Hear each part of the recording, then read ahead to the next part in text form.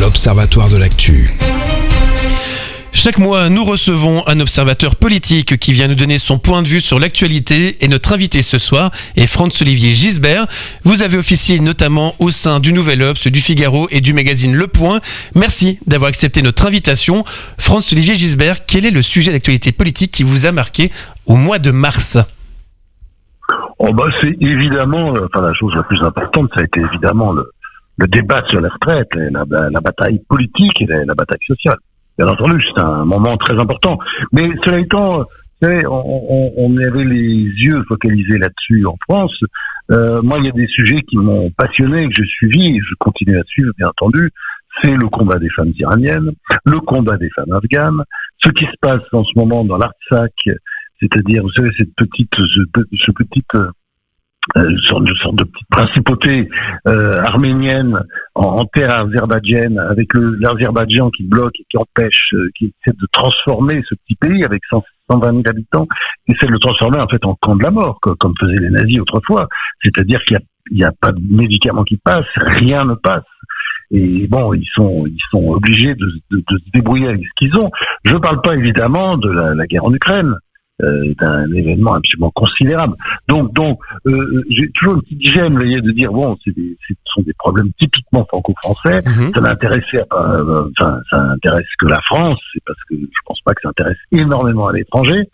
Et puis disons, ça fait de nous un peu une petite province dans la mesure où ces grands sujets que je viens d'évoquer, on peut pas dire qu'ils aient passionné les Français. Il n'y a pas eu de grande manifestation de soutien aux femmes iraniennes. On sait pas trop ce que font tous ces gens d'une certaine extrême gauche là qui aiment agir sur tous les sujets. Alors là, on les a pas entendus, on les entend pas sur l'Arménie, on les entend pas sur l'Afghanistan, vous voyez, on les entend pas non plus sur l'Ukraine. On a l'impression même plutôt que certains soutiennent Poutine. Donc voilà. Alors bon, moi c'est le sujet qui reste évidemment. Ouais, et si je sais que voilà, ce qui intéresse aussi énormément, c'est passionnant les sujets que vous avez abordés, mais en France plus particulièrement, qu'est-ce qui vous a marqué plus particulièrement en France? Peut-être la motion de censure, j'imagine. En France, forcément, ce qui intéresse, c'est les retraites, mais je dirais justement, on se replie de plus en plus sur nous. C'est vrai que le 21e siècle, c'est un peu l'ère de l'individualisme et du nihilisme.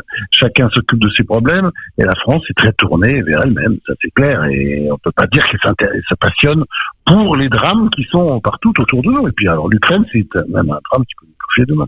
Bien sûr. Et quelle est pour vous, Franz-Olivier Gisbert, la personnalité politique qui a été au top en mars? Si vous ne deviez regarder qu'une ou en trouver une. On ne sait pas trop comment va se terminer cette histoire des retraites. Une partie des opposants attendent une décision du Conseil constitutionnel, mais enfin c'est vrai qu'on voit pas très bien en droit comment le Conseil constitutionnel pourrait ne pas valider cette loi. Enfin bon, on va peut-être trouver des astuces, mais enfin bon. Mais dans tous les cas de figure, même si la loi est appliquée dans quelques temps, et c'est plutôt vers ça qu'on semble aller. Enfin, en tout cas, j'ai ce sentiment. Il n'empêche qu'à mon avis, le grand vainqueur, c'est Laurent Berger, puisqu'il apparaît, disons, comme l'homme fort. Il est maintenant définitivement sacré l'anti-Macron en France. C'est l'anti-Macron, c'est lui l'anti-Macron. Et vous pensez qu'il a un avenir en politique? Pour l'instant, il veut pas. Mais bientôt, il va quitter la direction de la centrale. Et il va laisser la place à sa succession. Mais je pense que moi, je me dis que, vous savez, l'appétit vient en mangeant et que, de toute façon, il va pas avoir trop le choix. Il va avoir une énorme pression sur lui parce que il y a besoin, effectivement, de quelqu'un qui incarne, disons, en France aujourd'hui, dans l'opposition. Il y a une droite qui est pas en très bon état. Il y a une gauche qui est dans un état encore pire, qui est quasiment mourante. Et lui, c'est vrai qu'il pourrait faire un leader de la gauche qu'on peut appeler la gauche démocratique ou la gauche républicaine, qui soit pas une gauche dominée par l'extrême gauche comme peut l'être la NUPES, qui est en fait le bras de LFI, de la France Insoumise. Et Franz-Olivier Gisbert, donc pour vous, c'est Laurent Berger qui a été au top en mars. À qui est-ce que vous adresseriez un flop? Qui est-ce qui vous a déçu au mois de mars? Il y a beaucoup de gens, mais je pense que moi, franchement, faut en choisir un, il faut se mouiller. En toute objectivité, oui, mais il y a le choix. Il y a évidemment Macron, il y a Borne, etc. Mais je pense que c'est Mélenchon et tous les et son équipe, c'est-à-dire que ce soit Mathilde Panot, enfin la liste est très longue. Oui, mais il faut en choisir un maintenant. Bah oui, je suis en train de Thomas Porte, enfin, tous ces gens là, Thomas Porte avec son ballon, il a pris la tête de Macron, il met le pied dessus, enfin c'est tout ça, vraiment, c'est la politique, c'est la politique comme on n'aurait pas le droit de la faire, enfin c'est pas une politique, la politique comme on fait dans les démocraties. Alors, c'est mais vrai vous êtes déçu de la politique actuelle?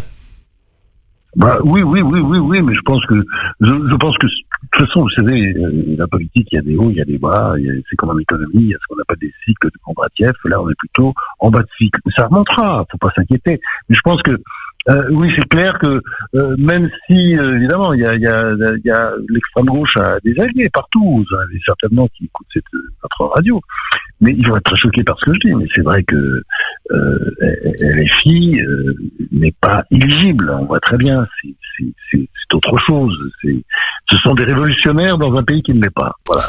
Eh bien, merci beaucoup Franz-Olivier Gisbert. Merci d'avoir accepté notre invitation. Je rappelle que vous êtes journaliste au Point. Merci d'avoir commenté l'actualité politique pour nous. L'Observatoire de l'actu.